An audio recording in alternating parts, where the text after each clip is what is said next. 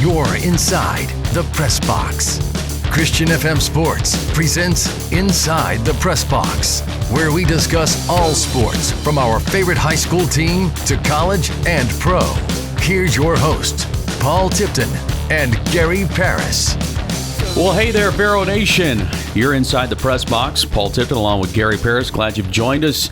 And while the Vero Beach Fighting Indian football team is no longer in the playoff picture, I thought we'd kind of talk a little bit about everything this week. You know, it's kind of almost like, having leftovers from Thanksgiving. You're looking in the fridge and it's like, okay, what do we got here? Let's pull it out and warm it up a little bit. So let's talk a little bit about what's left on the table for high school football. Well, we're down to the state title game that'll be taking place not this weekend, but the following weekend for Class 8A football. In fact, all 4A through 8A basically got a bye week before they play their title game.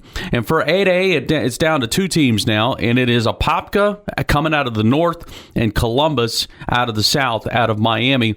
Gary, we kind of looked at, the schedule. We kind of looked at what teams were left when Vero was still in it.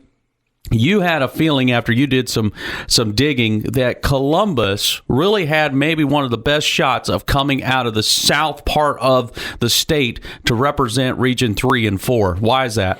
Well, one of the things you look for in a team, you got to ignore the record depending on when they lost their games, because teams today, it's a benefit to schedule really tough games. Mm-hmm.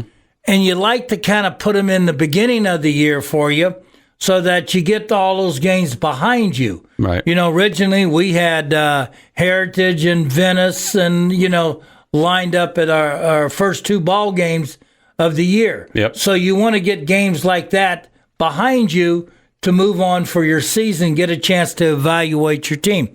Miami Columbus did that. Miami Columbus is a very physical team, and I had a chance, I was looking at Deerfield's film, and I said, well, let me go back one more time, and let me look, I want to go back and see Miami Columbus play. Yeah. Well, Miami Columbus was physically a physical team, had great speed, had a running quarterback, throwing quarterback that could do the things that you like to see done, but they had a great defense. They had a great running back. Their defense was what impressed me, the way they finished the year. And I felt like no matter who won between Vero or Deerfield was going to have a hard time beating Miami Columbus. And as it was, Deerfield gave it a good fight, but it ended up they lost by 7 points, 28-21. And when I looked at that game, Gary, as a Miami fan, a University of Miami fan, in my Bleacher Report feeds, they keep telling me about all of the commits and how they're still lined up in the playoffs. Well, there were several that are on the Columbus team, including a couple of defensive linemen. And guess what? Columbus was able to do what Vero Beach couldn't do defensively, and that was get to the quarterback of Deerfield. They were able to sack him for a few times and keep him under pressure throughout the night. Made him off. Anytime you disrupt the quarterback's rhythm or his system of throwing the ball, you have 1, 2, 3 keys. In high school, you can't afford. You got to stay to one side. You can't afford to look back unless you're throwing back to a back that you know is going to be sitting there. Mm-hmm. But most of the time, you're lucky if you get 1, 2. Right. Against us, Deerfield had 1, 2, 3. They had plenty of protection, plenty of time to throw the ball against Vero Beach, and they were able to just do it. They did a great job. But in that game against Miami Columbus, that quarterback was under heat from the beginning. Now, they did have a decent running game against Miami Columbus, but in the long run, Miami Columbus won that game, and they won it with a great defense and a very good offense. They sure did. And, of course, then on the north side of things, you got Apopka and those Blue Darts. The Darters, they're just, you know what you get from them. That's going to be that single wing offense, which, by the way, that's who Treasure Coast has learned the single wing from. Is they adopted Apopka. It. Yeah, exactly. I agree. And they come at you, and they keep coming at you with that running game. And hey, it is proven. It may not be as flashy as the spread, and you're not seeing the vertical part of the game. But guess what? It's successful year in and year out, and congratulations to Apopka. They're in the hunt one more time for another title. Well, I'm going to tell you, I hope they're not looking by Miami Columbus, because if anybody's defense can stop them, you got a defense down there that's loaded with talent. Loaded. Oh, yeah. Their defensive front four is as good as anybody that is in the state of Florida. So that ought to be a great match between Miami Columbus and Apopka. Not this Friday, but a week from this Friday or Saturday they play. Well, Columbus is going to have their hands full because, the Darters, while they are a run-oriented team, they actually have a dual-threat quarterback in Lohman. Lohman's thrown for just about 855 yards, but he has rushed for over 1,300 yards. He is their leading ball carrier. But in that single-wing offense, Gary, you kind of expect that. Absolutely, and his passing a lot of times is because teams choke up there and try to shut down the running game. And if you've got a fast wide receiver, you run past option type theory, and they, where you can like fake that handoff to that back that you got that single back, then you take off running. You're reading that defensive end. You take off or you drop back and you hit your receiver because everybody thinks it's a handoff. Boom, down the field you go. And it doesn't take, I bet you if you check their stats, they probably got a lot of passes over 20 yards. Yeah, I bet you they do. So you got a 12-1 team in Apopka taking on a 10-4 team in Columbus. So should be a very interesting, and I'm trying to look through the roster here. So the only game that Apopka lost was at Jones this year, and that was 21-12. So that's the only team so far that's beat Apopka this season. Jones is a very good football team. No kidding. They're a very, very good football team. Well talented. They do year in and year out. I believe they're like 5A or 4A, but they are a very, very good football team. Should be a fun one if you're a big high school fan of football. This might be the game to go watch because this is going to be a great offenses versus great defenses. Yeah, they're playing. I think, Paul, correct me if you know. I think this weekend is going to be the 4 and 5. Maybe no. 5. No. Actually, what's happening this weekend is 1A through 3A playing in Tallahassee. Is playing in Tallahassee. And then 4A through 8A is next weekend in Daytona. Yeah, okay. It's interesting how they've split this up. I'm not fully sure the reasoning why they decided 2 different locations, splitting it up like this. But like I said at the start of this, if you're in 4A through 8A, you're really happy because you got a bye week before you play your biggest game of the season. Absolutely. And depending on where you live, Daytona's a heck of a lot closer than Tallahassee. It sure is. It sure is. And that may be part of the reasoning behind it. It could be the fact that majority of your 1A, 2A, 3A teams are in North Florida. That's what I'm thinking. And Tallahassee's in between Pensacola, Jacksonville, Orlando. It's some kind of like spot where where most of your 1A, 2A, 3A teams are in that category of North Florida. Yeah. Yeah, and we'll see. I think about some of these teams that we've looked at before, like, Chaminade would be one of those that potentially could have been in that. That'd be a long hike for them up to Tallahassee. Yeah, they are in it. Yeah. So there you go. Nice long trip for them. Huh? Yeah. But you'll take it, right? Oh, absolutely. Well, you're inside. And that's all by bid. Right. You bid on that. I mean, the cities, it was in Orlando, played at the I didn't know that. At the Citrus or the Florida, Camping World field. Right. Field there. Yeah. They've been playing them all down in that area. They bid on that. It's a bid by to get it, just like Lakeland does it in basketball for the Florida High School Athletic Association. I did not know that. I thought that was something that was kind of like maybe predetermined by the state, but no, they look for state looks for things that you can make your bid, and you look for motel rooms, you look for practice facilities, and you look for the accommodation and a stadium that can hold X number of people and parking. Interesting. Well, there you go. That's why he's the professor. He studies all that stuff all the time. So let's move on. You're inside the press box. Paul Tipton, along with Gary Parrish, as we get set for the next stage. If you're fortunate enough as a high school player to move on to the next stage of life, and that is the college game. And Gary, for us, it's mixed emotions for sure. Me being a Miami fan, you being a Seminole fan, our teams are just not finishing. I mean, the season hasn't really gone the way we had hoped it to go, but certainly the last couple of ball games definitely have not. My attire for this podcast is I got an FSU long sleeve T-shirt on, and I'm wearing an UCF hat. So part of me is really feeling good, and the other part of me probably needs to be washed 10 times. Yeah, no kidding, right? And hope it changes. It's see, I'm just wearing white. That way, I can just stick any sticker on there now. I can go to any team I want. Florida State and Miami have struggled this year. Never would have thought two well. Just great schools. Just a school that... Well, schools that have been so much in the thick of things for so many years. I mean... And look, everything is it comes in cycles. We all know that. Yeah. It's just hard when you're in the low part of that cycle to walk through that.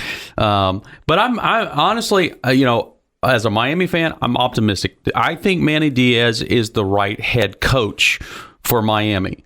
With Rick leaving and stepping aside, I think getting Manny there was the right move. Now, does he have the right assistants with him? I'm not 100% convinced. Well, it's all about recruiting right now. And keeping Miami has a jump on Florida State right now. Matter of fact, a decommit from Florida State, that running back that we saw. Jalen Knighton has committed now to Miami. Yeah. So, I mean, right now, Miami has the advantage. And especially with the early signing date in December. Yep. So Miami having Diaz in place. Diaz can make the adjustments a little later. But right now it's all about getting out, pounding the pavement, saying how much you really love the kid and how much that you really want him to come and play for you right now. It's you know that's important. You know your strengths.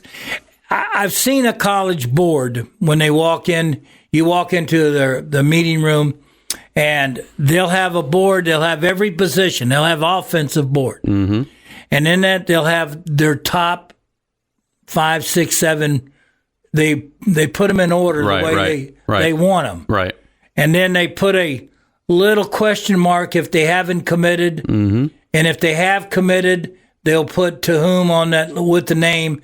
But they still got them in order because they almost feel like today's kids, you can get them to decommit or change at the last second. Sure. And do it. So it's really funny to watch and see. It's interesting, too, how many kids they have at every position. And once that kid commits and on ours, they get it on, the day before, they'll start taking names off the board. Right. And you're down to maybe your third pick. And sometimes a third pick is a pretty good pick too. Yeah, no kidding. And, look, we've seen it here locally, just watching some of our kids at Vero Beach, where there was a relationship that was built with a particular school, and then at the last minute, something changes, whether it's with the student or with the college. They make a decision and they want to go a different direction. And so last minute, they might be scrambling to figure out, where am I going to go? Well, some schools, Paul, or some guys, or some, the guys that are being evaluated, sometimes they're on the media, social media. They know who's wanting to go. Right. I mean, today with all these, ESPN 300, they'll have uncommitted. Then they'll say Miami, Florida State, Florida, and all like that. Then if you're in the same position, if, say, you and I are running backs and they already have a sophomore and a freshman there, and they're going to recruit 2 running backs, and then all of a sudden you say, yes, I want to go, then I have to look at where do I fit in the pecking order. Will I be redshirted? Will I get a chance to play? A lot of times coaches are so dishonest by telling you that you will probably start for us your freshman year to get you to come, Right. and knowing that you probably won't. Yeah. Nobody's going to tell a recruit that you're going to get redshirted. Yeah. In other words, what most coaches will say, that's up to you, Paul. If you want to play, you come out and bust your fanny, and you'll have a chance during that summer. But, Gary, now the game has changed in that aspect of things, because even if you are going to redshirt, you still have an opportunity, because now you can play up to 4 games before you have to declare if you're a redshirt or not. Absolutely. So that has changed the strategy for both student and coach. And the other thing, too, is that so many high school kids now, because they have dual programs in high school, can graduate in December Right. of their senior year. Yep. And they could go to college in January. They get a full session of weightlifting. They get a full session of school. Yeah. They get a full session of playing in the spring, working out. And then when summer comes along, they're more of a veteran than the kids that are coming in June. That's right. You're absolutely right. So, yeah, so much has changed in the last probably 5 years now of how recruiting takes place. And the other thing, too, is that so many kids, they have a portal now. Let's say you and I are at the same college, and you've had a great year, and I'm not getting the playing time, and I decide, well, I'm going to transfer out. So I go into the portal. Now, the portal means that once I go in there, school knows it, and you're put into the portal. Right. That doesn't mean that you can't come back out and play for your college. That means other schools can call you and contact you about playing for them. Okay.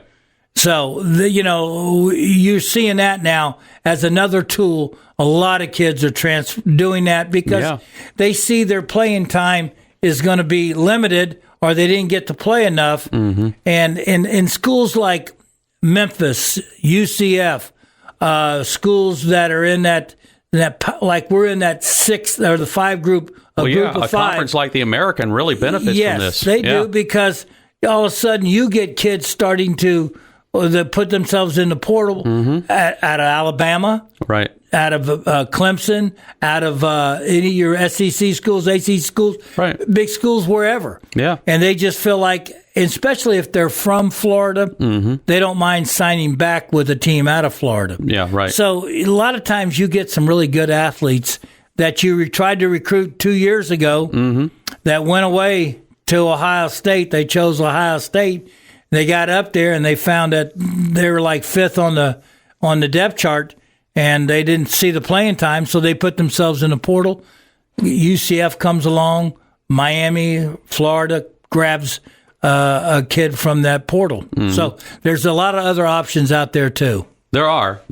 And then sometimes you have to be realistic too and go, you know what? There's a reason why I didn't beat out some of these other athletes. And just going to a different school didn't change that. Yeah, and the other thing, too, that you get caught up into, and I hate this system, they call it the star system, where you have between 1 and 5 stars. Yeah. There have been so many 5 stars not make it. Yeah. But that's just because coaches will hype their player up, or they send them to a camp or something during the summer or in the spring or whatever they do, and all of a sudden the kid runs a 4.4, and he's 6'3" and he weighs 205 pounds, and he calls himself a wide receiver.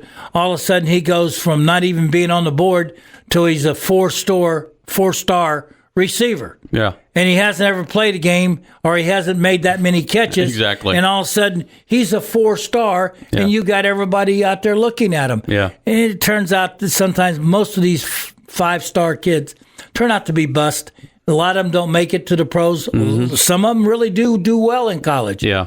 But you start looking at all the 5 stars that are out there, and the best, the most. They'll tell you right now. A Mac from Fort Pierce Westwood. Yeah, Khalil Mack. Khalil Mack. Yeah. Was a 2-star out of high school. Yeah. Went to Buffalo. And look what he's doing now in the NFL. Right. He's one of the best. Yeah. So, I mean, sometimes the best the best ball players. You can't measure it by that star system. That's exactly. It's hard. You're right. You look at your school. FSU for many years there had the number one recruiting class, and they were in the top 5 for the last 5 years, or top 10. Right. What did that do for them last year and this year? You're in the top 10. Yeah. What did it do for them? Yeah. So it's about getting look for another coach. Kids. That's what it did. It helped you look for another coach. I don't buy the star system as much as recruiting people do. They get that publicity, and if you're the head recruiter, you get a nice bonus if you recruit the top class, or if you're in the top 25 or something like that. But it's all about, you can't measure the kid's heart, and there's so much more you got to go into finding out about ball players. Well, maybe you and I should come up with a new evaluation system. That could be our retirement plan. It's tough, it's tough. Well, I'll tell you what else is going to be tough is coming up is picking who's going to make the playoffs for college. I mean, there's a couple of teams you kind of go, all right, they should be a lock-in, but there's a couple of spots there, Gary, that still could be a little question mark, especially after what we saw this past weekend. Yeah, I tell you that it's so hard because you got 3 undefeated teams, and one of them's defending champion. Yep. So this is the first time going into the playoffs that we've had, the Final Four type playoff. Right. That we've had 3 undefeated teams. Mm-hmm. Now, the scenario would be that if the 3 undefeated teams go through and win, they're in. Right. Okay? Then that leaves that 4th spot. Is it Utah? Or is it the winner of Baylor, Oklahoma?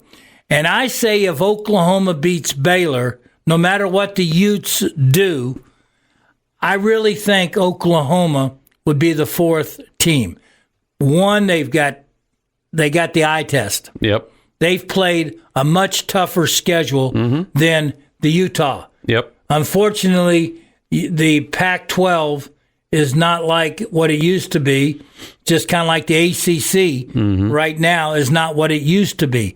Matter of fact, if you do a computer rankings, the conference UCF is in, the American Athletic Conference, is stronger than the ACC.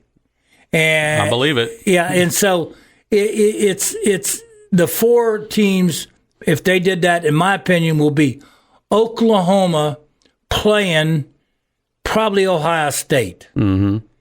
That means LSU gets Clemson. Yeah. And Clemson right now is playing some of the best football it's played all year. Yeah.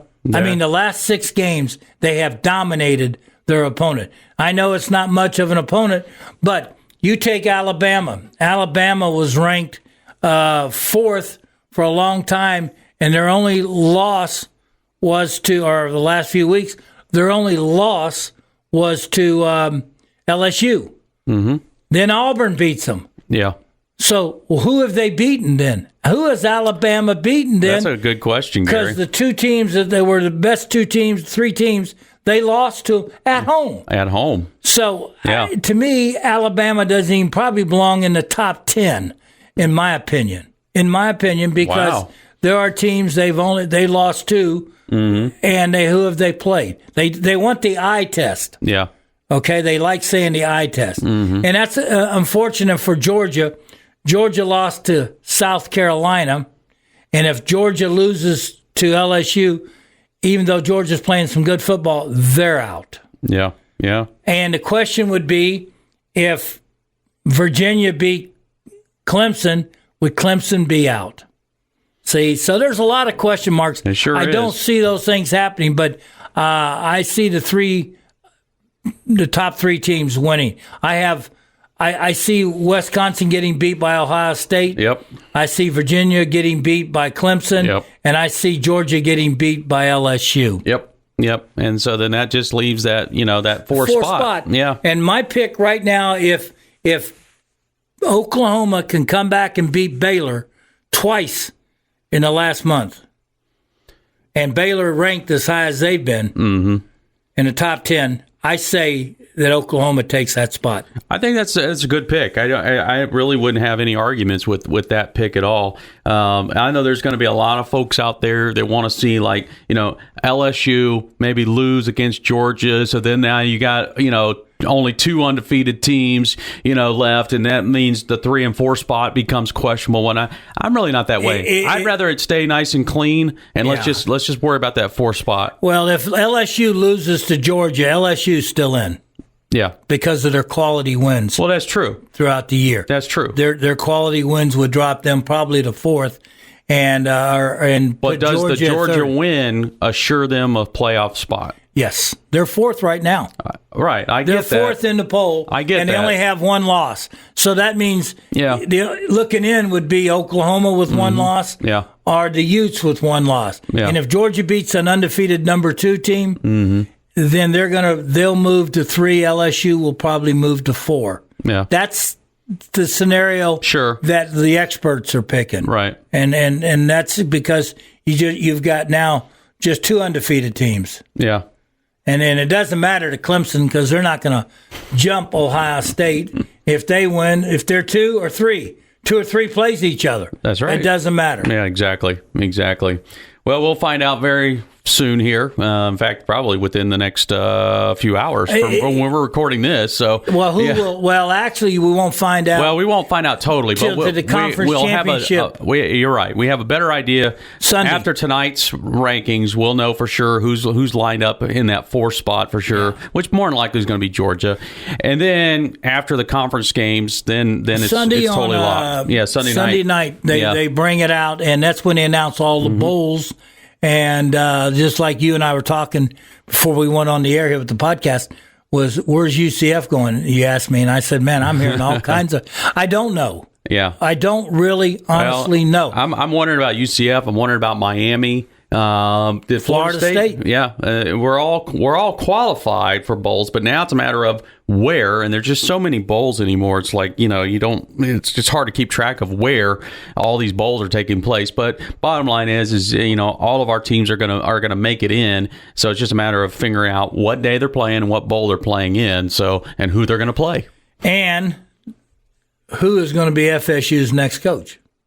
We're worried about that. Who's going to be South Florida's next Actually, coach? I'm very interested in that. Gary, because it's an intriguing situation. I know you've had some theories on that, but they're supposed to, I guess, in the next few weeks or a few days, I should say, start making like some indications of who they're targeting. But the names you hear. Yeah, some of them are ridiculous, but they really feel that they've talked to Brian Kelly at Notre Dame. Right. Why would he leave Notre Dame to go to Florida State? That's my question mark. Right. James Franklin from Penn State. Yeah. Why he'd leave Penn State to go to Florida State? Right.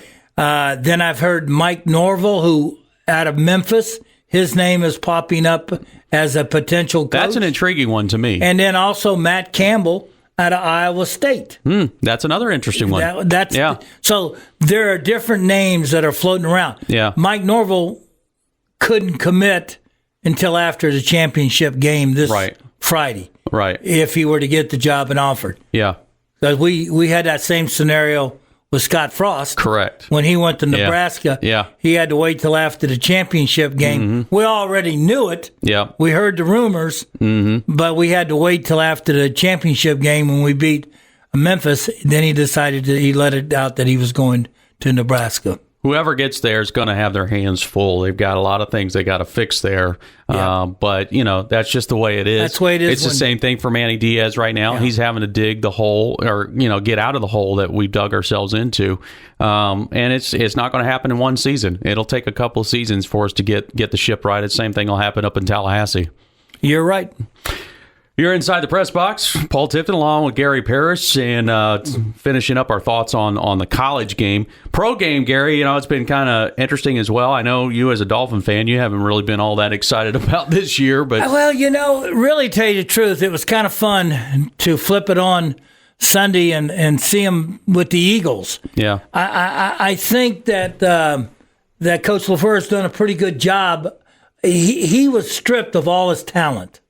I mean, anything that was worth of value was traded or he got rid of for draft picks. Yep. Guy's got a ton of draft picks coming in. Yeah. He has been like, okay, guys, we're committed to try to get a top draft choice, and all of a sudden they've won 3 games. Fitzpatrick who is a journeyman for every team in the he's played football for almost every team in the NFL. Yes, he has done a good job of. Yeah. So it was kind of exciting to watch them win the game against the Eagles. I didn't think they had a chance.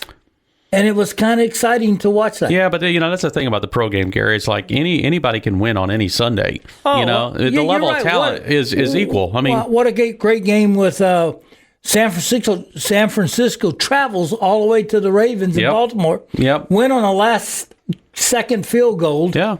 To win the game. That's a great game. It was a great game. And I'm a Niners fan. I hate to see the fact that the Niners have lost 2 in a row, but hey, it is what it is. I mean, they've played some quality teams, and I think combined, it's been a total of 6 points. It was 2 field goals. Check their losses. They're close. Yeah, they're very close. Not a year ago. Two last-second field goals. A year ago, they were getting whipped all over the board. No kidding. I mean, of course, they didn't have their quarterback. But with the Seahawks winning last night on Monday Night Football, that was a great game. That was a great game against Minnesota. Yes. So now the race has really tightened up, and as it stands right now, if this was next week the playoffs, San Francisco went from being like your division winner to being in the 5th seed now as a wild card. Somebody asked me, Paul, yesterday, who are my 2 picks? My grandson did for the Super Bowl right now, and I said, you're going to laugh at me, but I really think.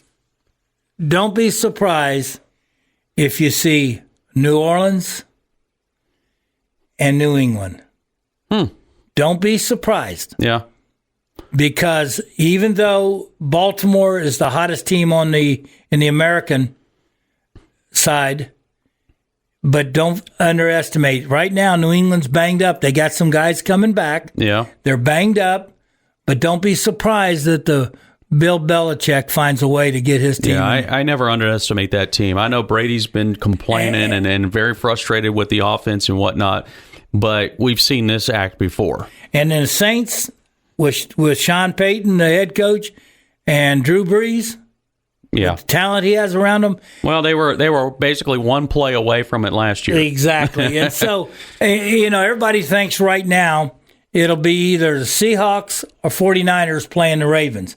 Still a lot of football left, folks. There is. A lot of football to be played.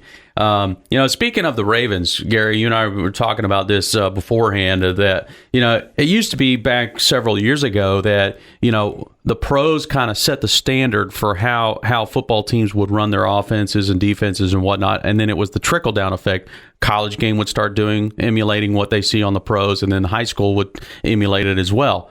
You've kind of seen a role reversal over the last, probably 15 to 20 years, where you see now high schools, they started, running more spread and utilizing their athletes on the field and whatnot. And then you start to see colleges take advantage of it. I mean, obviously you can think of your Tim Tebow's, your Kyler Murray's, and these kind of guys.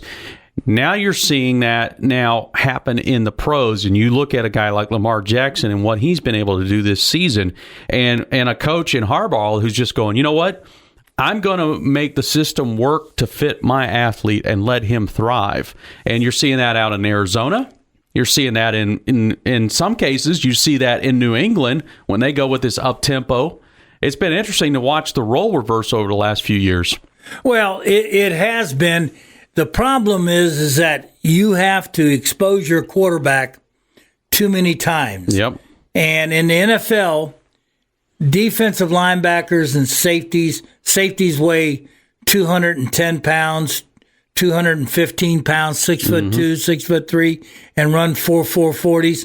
And your running backs are the same size. Yeah. And there's a collision there. You got your quarterback. He's not used to taking those kind of hits. Right. You got to have that unique athlete to be able to do that. Oh, agree. And it's the old Tony Franklin type of offense where you run that spread, and everybody's kind of got a version of it. I can remember back when I played in college, they had you had the old a wishbone Yeah. and a triple option. Yeah.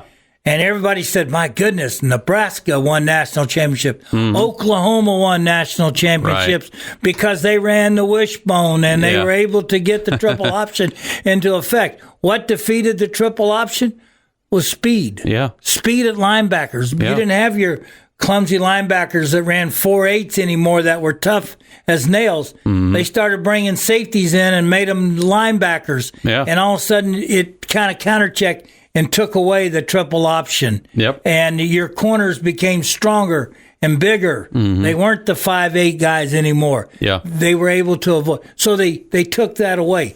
The only thing you have to be careful about in running a spread offense with your quarterback running the ball is choose and pick. Right now, you don't want. Patrick Mahomes is a great runner. Yeah. But he's been banged up. Yeah. He's taken a few hits. Do you want to expose him? Right. You know, Lamar Jackson from Baltimore. He's been doing it for 4 years in college at Louisville. He's been in the pros. That's his style of running. He's a tough kid. Yeah. Cam Newton, when he came up. Yeah. But now look at Cam Newton. Yeah. Cam Newton is That's a big guy. and he's a big guy. Yeah. And he's been hit so many times that they feel like he needs to be protected. Yep. Well, when you're going to run the ball and take off and run, there's a certain amount of protection they can't give you. Yeah, you're right. So it's about how much you want to expose your quarterback. Totally right. Man, that's a guy that knows. He played at the highest level, folks, and he knows what he's talking about when he talks about what's it like to play out there on an NFL field. GP's your man. All right, guys. Well, we're going to wrap this up, and we'll get ready for next week. We'll talk a little bit more. By then, we'll have a better idea of what the college playoff picture is going to look like, and we'll have a better idea who's going to be looking at playoffs for the NFL as well. So it's been fun. Thanks for joining us inside the Press Box. Oh, by the way, go Indians. Thanks for joining us inside the Press Box. For more, go to ChristianFM.com.